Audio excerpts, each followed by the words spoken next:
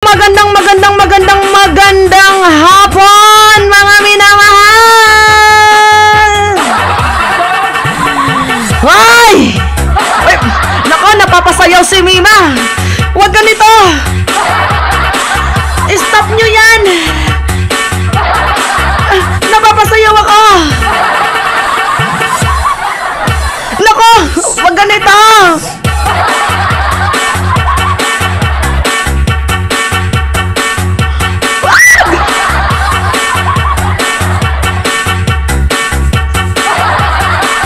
Bakit naman ganito? Pinapasayaw ako.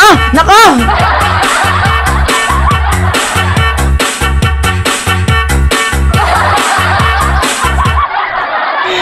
Anyway, magandang hapon po sa inyo, mga minamahal. Syempre, diba maghahapon na. Dadapit na naman po ang takip silim. So, syempre, hindi pwede na hindi tayo masaya.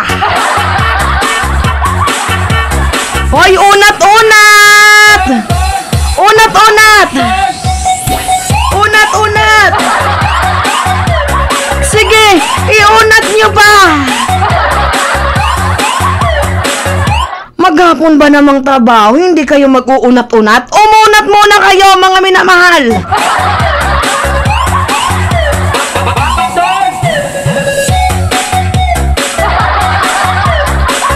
Eto na nga. So, habang kayo ay umuunat, gising na ba ang mga diwa ninyo? Hindi pwedeng tutulog-tulog kayo, no? Meron pa tayong gampanin sa ating bayan, o gising na ba ang lahat?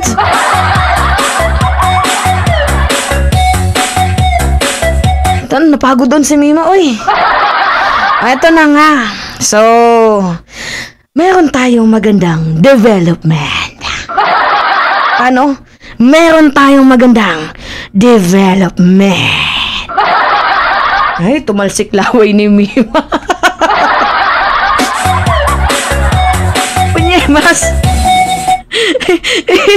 May virus.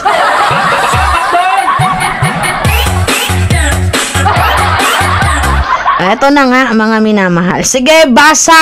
Sabi dito sa balita. ICC humingi rin ng blue notice sa Interpol versus ex-President Duterte de la Rosa. Yan po yung sabi ni Trillanes. Sabi ko na nga ba pag ICC talaga ang pumapasok sa isip ko, si Duterte talaga, pati itong si Bato. Walang iba. Plus point na lang si Sara. Nakakaloka kung si Amy Marcos pa.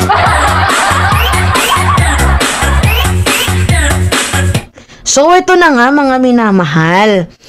Huy, blue notice yan, ha? Hindi yan basta-basta. Kasi pwede silang harangin dyan, Alam niyo yung ILBO? Diba yung immigration lookout? ILBO, diba? Immigration lookout. Tama ba yung yung meaning ng ILBO? Immigration. Ano ba? I-search nga yung meaning ng ILBO. Nalimutan tuloy ni Mima. Ano meaning ng ILBO? Meaning, nabubobo si Mima, oy. Immigration Lookout Bulletin. Yan. So, alam niyo yung blue notice, it's look like ILBO. Kasi, kayo po ay minamanmanan. Diba? Kayo po ay tinitimbre. Kumbaga sa madaling sabi, kayo po ay binabantayan. Minamatyagan. Diba? Kaya nakakatakot din tong blue notice na to. Although, hindi naman po ito yung klase ng warrant of arrest. Lilinawin, just to be fair and balance, hindi naman po to yung ibig sabihin na may blue notice ka na pag umalis ka ng bansa, kunyari, nagbakasyon ka sa ibang bansa, pag nakita ka doon ng Interpol, huhulihin ka. Hindi ganon. Ang ano po, ang blue notice, pwede po kayong i-hold. Magkaroon ng hold departure. Palakpakan si Mima. Ay, ba't walang palakpak? Yan. So ngayon, ang ibig sabihin nito, itong International Criminal Court ay lumapit po dito sa Interpol, sa International Police. Hingil nga po sa issue ng Blue Notice. Sino yung i-issuehan ng Blue Notice? Si Bato, si Albayalde, si Karamat, si Edelberto, at si Mata. Sila pong 5. Yung 5 itlog na yan. So, hiningi din po ng International Criminal Court yung kanilang identity. Bukod sa identity, hiningi din kung saan yung kanilang location. Kung saan ba sila nakatira, mga minamahal. At yung mga ginagawa nilang activities. Kumbaga, wala na silang freedom. Wala nang freedom, ganun po ang Blue Notice.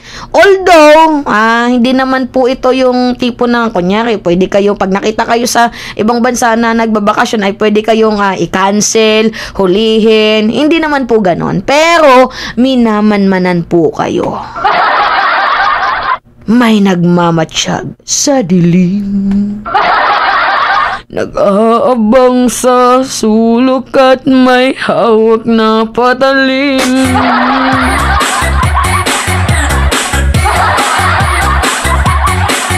Ayan, tingnan niyo yung mga kantahan ko, 'di ba? Mga pang 90s. Kasi si Mima, kahit Gen Z si Mima, yung puso ko pang pang 90s, pang 80s. Kasi mahal ko kayo, mga minamahal.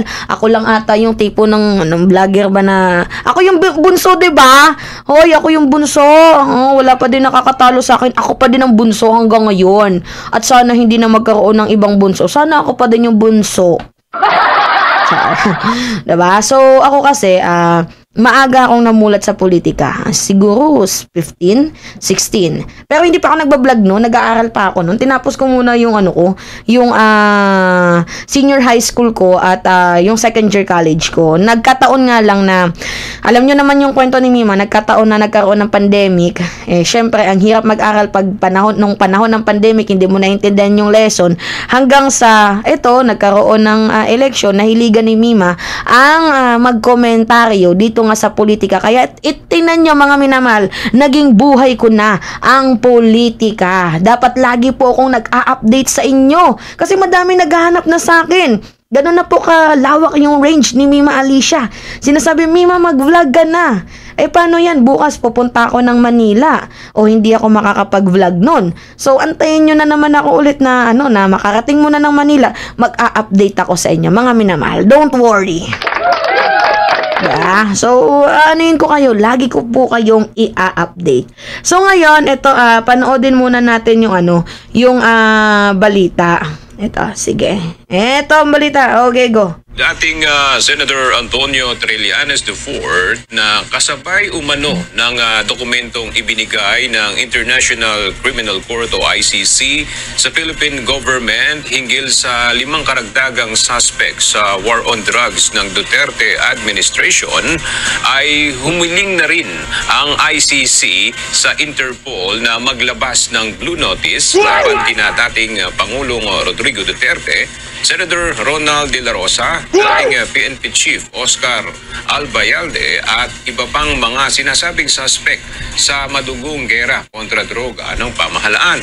Layo nitong mamonitor ang galaw nila sa labas ng Pilipinas. Pero ayon kay Trillanes, kapag pumunta ang mga ito ng ibang bansa, ay maaari silang pigilan sa immigration pa lamang.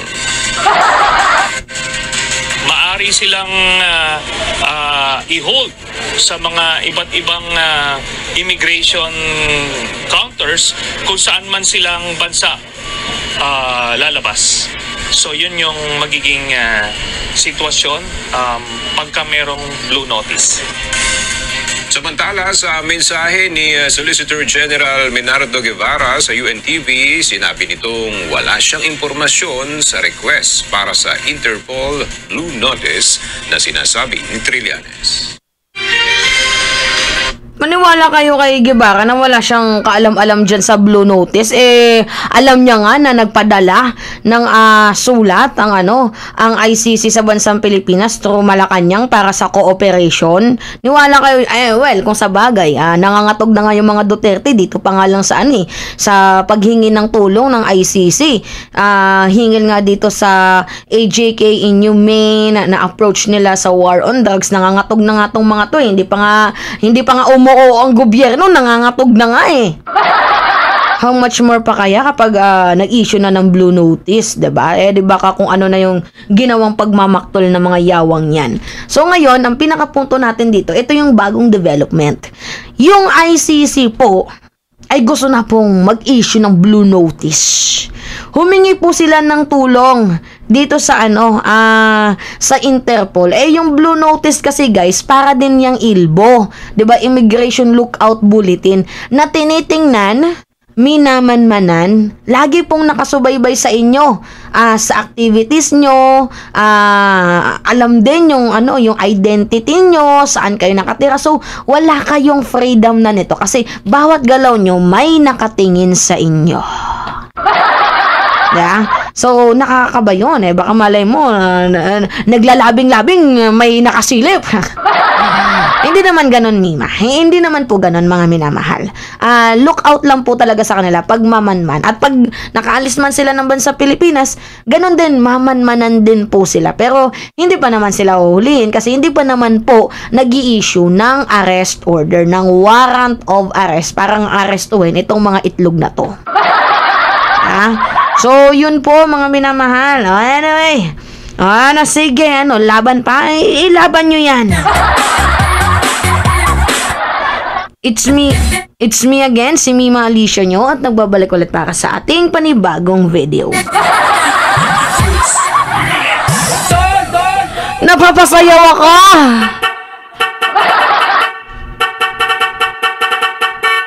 Unat-unat!